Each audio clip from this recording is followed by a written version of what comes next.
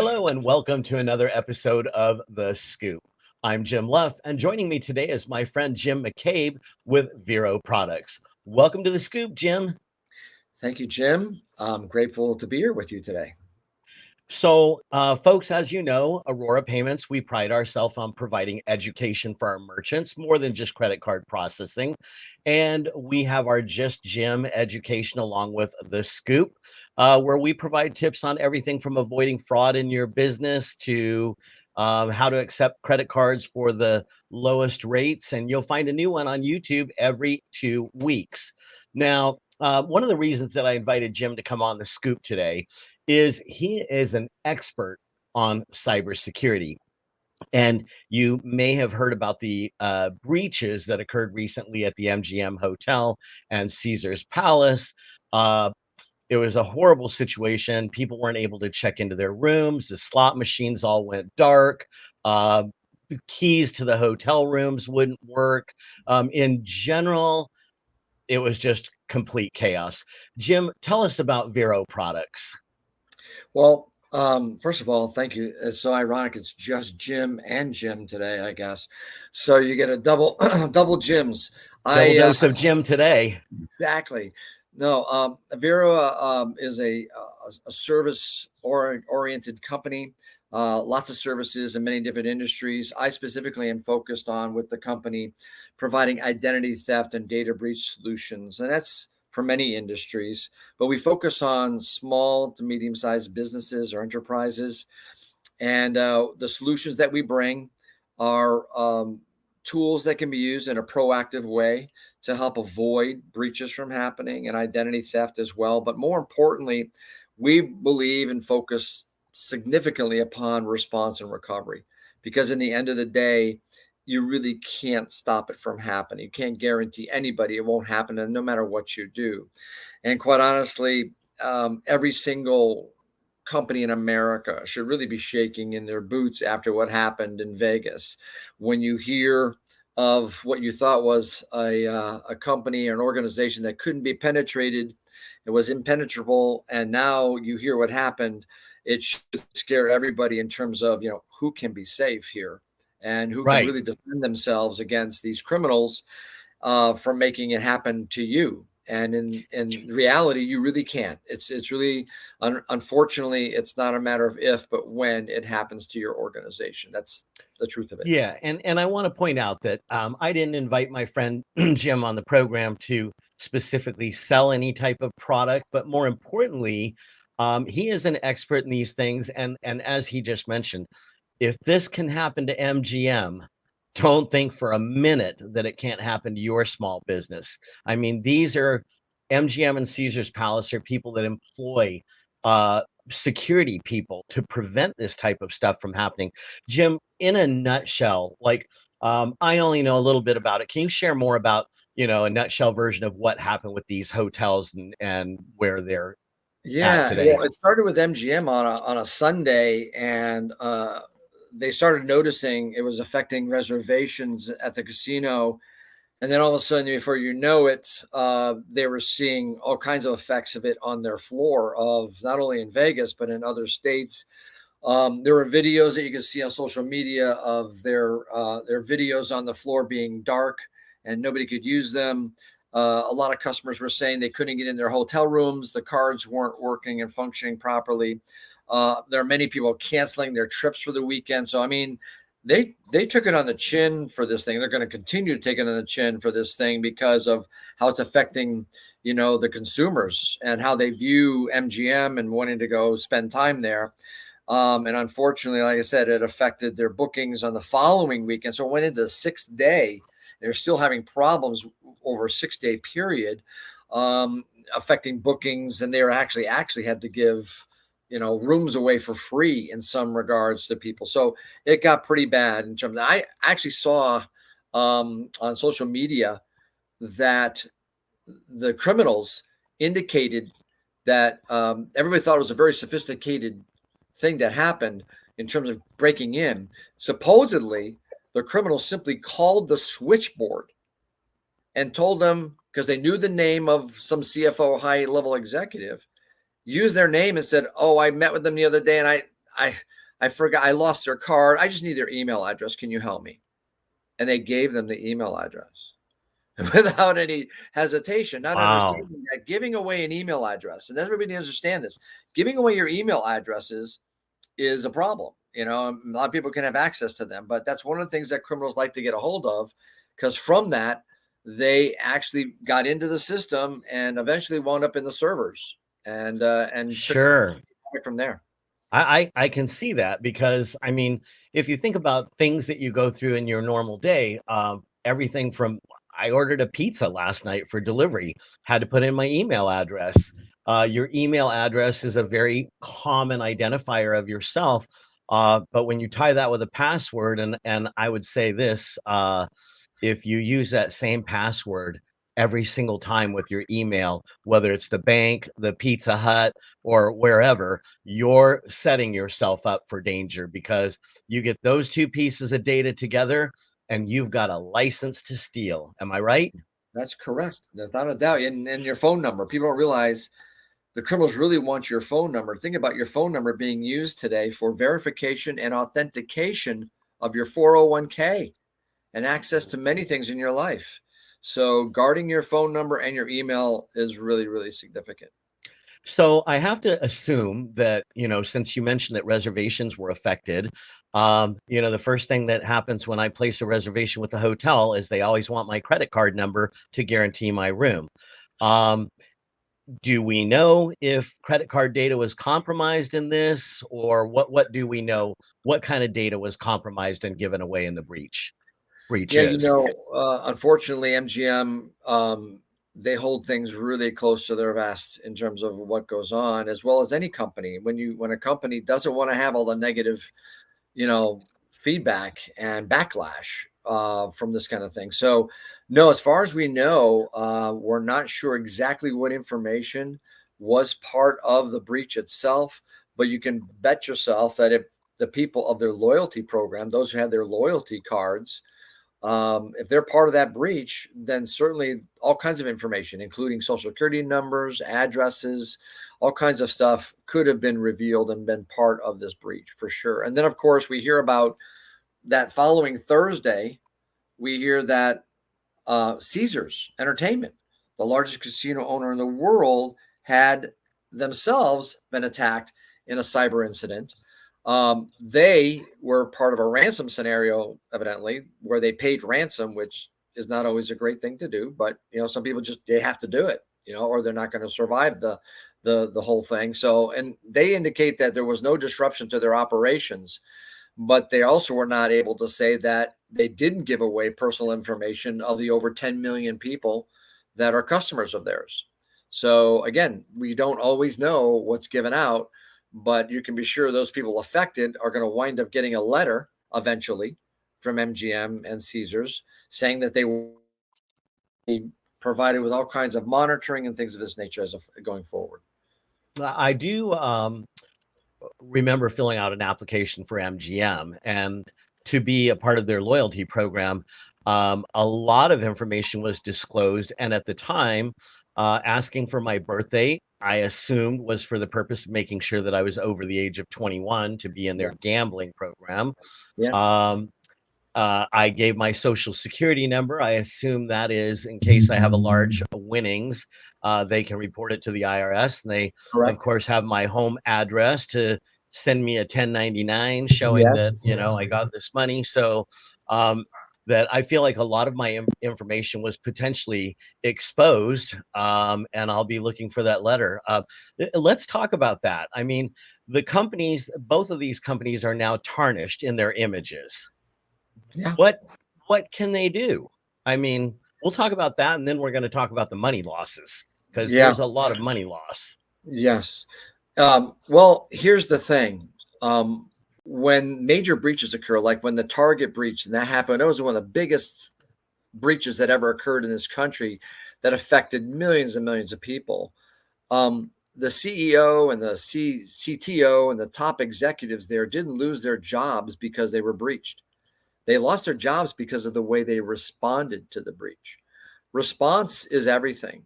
And really, with the right response, Customer trust in an organization can actually not only be maintained, but somewhat, increased if somebody feels as though you really do a great job in responding. Because in today's world, people know it's a fact of life. Breaches are Right. going to occur. We all get data breach letters probably a couple times a year, so it's nothing new. But it's how you respond to it that's the key, and what people really want to see. And I think that, with that tarnishment comes a certain, damage of reputation, ongoing. Is there any kind of survey or stats about how consumers feel, Yeah. about the data breaches? Yeah, as a matter of fact, this year there was a study done. It was a study. It was the Canadian Breach Research report that came out, and they indicated that it was a very significant. I believe it was over 75%, like 77% of consumers surveyed said that they accept the fact that they're working with organizations that could experience a breach, and that if they're a good company, that they're going to manage it properly, and that they can trust the fact that you can't stop it from happening, but you're going to do the right thing when it does and make sure that it goes well. And those organizations can actually build trust in the consumer when they do handle it and manage it in a very meaningful and responsive way.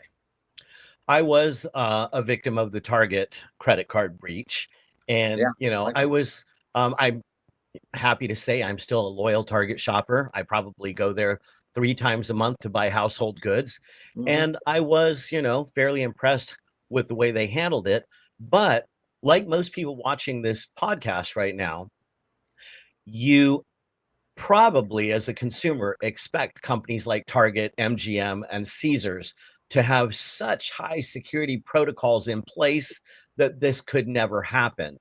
Well, we've seen it happen now with Home Depot, Target, Chipotle, MGM. It's definitely out there, and I think that one of the things that I mentioned we were going to touch on is the money part. You mentioned that people were canceling their reservations, so if you start hearing in the news that MGM's casino is dark and the machines are broken and you can't get into your room, of course you're going to cancel your reservation. And depending on how many people do this, this is a loss of thousands and thousands of dollars in lost revenue.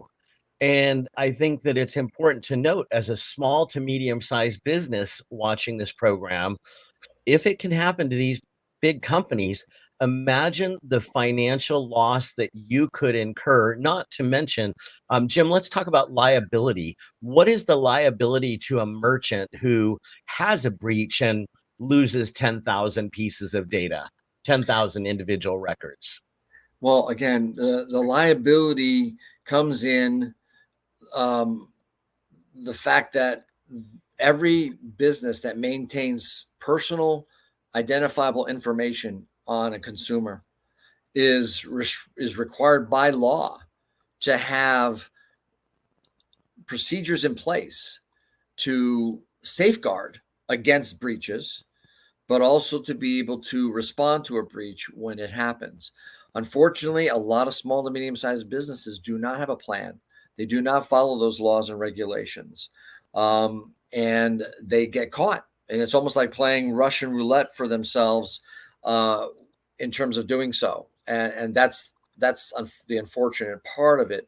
There was another study, and I can't, grasp the source of it at the moment, but they indicated that very, very small percentage of small and medium sized businesses have any kind of cyber insurance or any kind of cyber hacking plan that in place in case something happens to them. And unfortunately, it is the small to medium sized businesses that the criminals are targeting much more than these large mega companies, because they know that the large mega companies typically have an amazing fortress in place of protection. Whereas a small and Right. medium sized guy, you're looking to make ends meet, right? You don't have a lot of money for the types of infrastructures to protect your data that other companies do.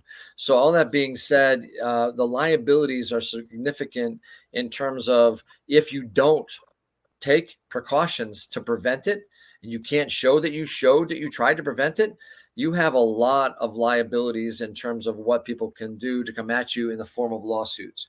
Since 2015, and that's when the first lawsuit was ever allowed to go forward by a circuit court judge to sue somebody for a identity theft situation related to a breach. And that has been now a waterfall or an avalanche now of lawsuits that occur. I cannot even imagine the lawsuits that are going to hit these casinos from people having this. I mean, lawyers are licking their chops in terms of this opportunity I'm sure. for class action lawsuits, and that's what occurs. So it's the fallout from the breach that most small to medium sized businesses cannot withstand. And there's a statistic by the Cyber Alliance organization that came out a couple of years ago. 60% of small to medium sized businesses that experience a data breach, 60% of them are out of business within 6 months of having a breach occur. They just And I cannot. think I think a lot of small to medium-sized businesses have an attitude that I'm too small for a criminal, a cyber criminal, to even bother looking at me. We're just small Yes. potatoes. But as you just mentioned, you're the ripe potato. You are the low-hanging fruit that Yes. they're going to try to go to before MGM. So Yeah. I don't, I don't know how much you can tell us as a expert in this field, but how how do data breaches occur? What's the most common way that a data breach occurs at a business? Data breaches occur just primarily from a lack of education and awareness of the employees in terms of what they can do to safeguard the information of the business. The case I just gave you a second ago, where the employee of one of these casinos didn't really understand the significance of giving away an email address, right? And a lot of people just don't have that education level. If they had educated all their people on those switchboards to say never give anybody's email address happen, that may have never occurred. So it's just as simple as awareness and education, so that you can prevent the criminals from taking advantage of getting into and working their way into the business in the form of, like I said, an attack that typically is done through phishing emails. That's the big way that happens today, phishing emails. And of course, everybody's heard about the business compromise, where they call in and they pretend to be the CEO, and they're talking about a wire and sending off wire information, and they have just enough information to make that person believe that they are actually capable of requesting such a thing, and then it happens. So, and it's happened thousands of times around this country. And so really, starting off and being proactive in education and awareness is the best thing these small businesses can do. Putting in proactive monitoring. There are resources you can get for putting business monitoring, where you monitor, like on the dark web, just like you can do dark web monitoring for yourself as an individual. You can monitor your domain name and your email address on the dark web. And that allows you to get alerts that if somebody's trying to use that stuff inappropriately, you get an alert. And of Now, course, is there an email I'm sorry, a website address people can go to that you can share, or how do you check this dark web? again, the dark web is checked. So there are businesses that you can go to that will allow you to connect with these dark web organizations. You have, TransUnion and a lot of other organizations have the abilities to monitor on the dark web information beyond your credit, right? So credit monitoring is one thing that's for individuals. So for businesses, they really don't have credit monitoring. They would need business monitoring. And that's where you use the domain name and the email address, the syntax of their email address, and everything else to be monitored. That's a great place to Okay. stop, because people get attacked via the email more than anywhere else. That's where you see the hackings occur and that kind of thing. And again, you can have all these things in place, Jim, but a careless employee, a disgruntled employee, whatever, if they walk off with a file, physical files out of the office, they walk out with a laptop. If somebody has a laptop and they lose it at an airport, I mean, all kinds of things can happen to create these breaches, which is why it's really impossible to tell an organization that they'll never have it happen to them, because you can have all the best proactive things in place and it can still happen. But I want to emphasize something today, and that is we focus on response and recovery. And what you need to have as an attitude is, unfortunately, it's not a matter of if, but when it's going to happen to my company. If you start with that attitude and you say, now, what are we going to do when it happens? You have to have a very strong response and recovery in place. You also want to have a resource in place to access an organization that can professionally diagnose if you think you have a breach, and go to that person first to diagnose and do a little bit of diagnostics to see if forensics, if you will, to see if a breach. Too many companies think they have a breach, and they don't, and they go down that road, and it really is costly to them. So having somebody they can go to that will help them do a little bit of a triage, if you will, and find out, well, what happened? Why do you think there's a breach? But if they do have a breach occurring, the other thing they need to have in place, if they can, is access to a cybersecurity law firm that can immediately create an attorney-client privilege. And that's what needs to take place, because then they won't make mistakes. Then they won't do the wrong things. Every single state has their own requirements as to how to handle a breach. And if you're not familiar with all those different states, and there's no way that if you're operating nationwide, you'll know them all. So, but if you get involved with a law firm that's got cyber law behind them, they'll know what those laws are. That's their job to know. They'll know how many states you're involved with, which states, because the notification letters that have to go out to those affected is different by state.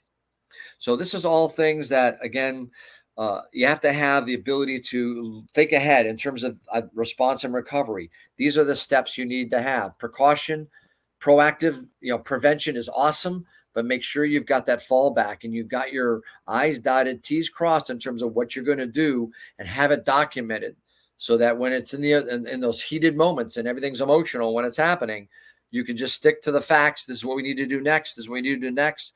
Get that cyber law firm involved, because they're going to actually take over at that point in time and tell you exactly what to do and what not to do to survive the breach, and allow you to go to another day and move on from it. And possibly, if you do it right, gain the trust of your customer instead of hurting that trust and hurting your brand. There's ways in which you can say, hey, we did it right. And that can include, once again, predetermining what you're going to do in the way of giving people the monitoring. Almost every single state in America, if there's a breach that occurs within that state, you're required to give free credit monitoring to those individuals. But what a lot of companies fail to do is to give also response and recovery for those individuals in case something does happen. Somebody they can call to actually fix it for them. So all these things need to be, put into its place. And that's really, the best thing you can do, putting yourself in a position to have a positive message to victims when it does happen. That I thought ahead. We have a plan. Don't worry, you're going to be covered. And if anything happens to you, we'll fix it for you. That's the messaging you want to give people, which disarms their reason for suing you. Because the reason people sue companies is because they think something's going to harm them in the future, and it's your fault. And you're not going to be there to fix it for them when it happens. But if you tell them you thought ahead and you do have something in place to take care of that, they really don't have a cause with which to sue you with. So I think the key takeaway items here, number one, do everything you can to prevent a breach from happening. And number two, be ready with a plan if it does. Let me say that again. Be ready with a plan when it does happen to your business. Yeah. And I've actually seen data breach protection plans for, I think, under $8 a month, that all these things that you're talking about, paying for the attorney. One thing that we haven't talked about, but I know because we're in the credit card processing business, is if your data breach involves the exposure of all of your customers' credit card numbers, all of your customers need to get new credit cards from Visa, MasterCard, American Express, whatnot, and you have to pay for that. Yeah. You have to pay all of the shipping expenses and replacement of that card. So that type of insurance is relatively cheap. And certainly having a plan of action. But then again, I think Vero Products is one of those companies that can manage a breach recovery for you. So anyway, I think that we've covered a lot of really important information today that will really help small to medium-sized businesses in both planning, safeguards such as firewalls and data protection, as well as having a plan for recovery. Any final thoughts, Jim, before we go? Yes, we spent a lot of time today talking about the small and medium-sized business being affected by the breach, but we also have to remember the net result of all that is that individuals are going to be affected. And unfortunately, True. it's happening, more and more. I started in this business 12 years ago, and I never thought 12 years into it, I'd be telling people it's worse now than when I started, but it is. And so individual attacks are occurring again. I recommend everybody look into not just monitoring. Everybody thinks monitoring is going to stop it from happening. It doesn't. You need a response and recovery of your own as an individual. A major breach happened in this country within the last 6 months from an organization called Move It, and they're a file transfer type company. Is it affected hundreds of millions of individuals? I personally got an email, not an email, I got a letter from my insurance company because they were part of it, and I was affected by it. Now I already have lots of protection, so I can rest easy at night knowing that if anything ever happens, I have recovery in place, ready to go. This is the thing that I recommend everybody. There's something else that Vero does do. We not only serve the businesses out there, but we serve individuals as well as part of the business with regards to employee benefits programs and lots of other things. But there's ways that individuals should seek what we call fully managed recovery in every sense of that word, so that it's fixed for them on behalf of them by somebody who's a professional, because nobody wants to try to do it on their own. Nobody wants to do it even if they're assisted doing it. You want to have somebody take on the problem of fixing that who really knows what they're doing, because otherwise you live the nightmare. So anyway, I just want to emphasize individuals are, unfortunately, the consumer winds up bearing the brunt of a lot of pain as a result of these breaches. And there's things they can do individually to also protect themselves beyond the businesses. Yeah, you and I had a conversation recently about my own little dust up with Yes. identity theft, and um, yeah, folks, I'm here to tell you it can happen to anybody, and I consider myself to be pretty careful with my data because of the business that I'm in. But a couple of years ago, my wife and I filed our tax return, and my CPA called and asked if I had filed my tax return on my own without him. And I told him I don't even know how to do that. And it appears that somebody filed a tax return for me and they got my refund. And I had to prove to the IRS that the documents that were sent in were not mine, that it wasn't my tax return. And now I have a special 4-digit PIN that I have to use anytime I'm communicating with the IRS. So that's part of the recovery process, is using PINs for the rest of your life to verify it's really you. But that's just what we have to do today. Jim, I can't thank you enough for taking the time to be on with me today and sharing such valuable information. You're absolutely right. We're living in a world that is rife with fraud. And as business owners, it behooves you to prepare Yeah. for this type of stuff in advance. So, again, thank Excellent. you so much for joining. And if you have any questions that we didn't answer today, you can send me an email to hello@risewithaurora.com. For Aurora Payments, I'm Jim Luff. My guest has been Jim McCabe from Vero Products. Thanks for joining us. Thanks, Jim. Thank you, Jim. I appreciate it very much. Have a good day. You too.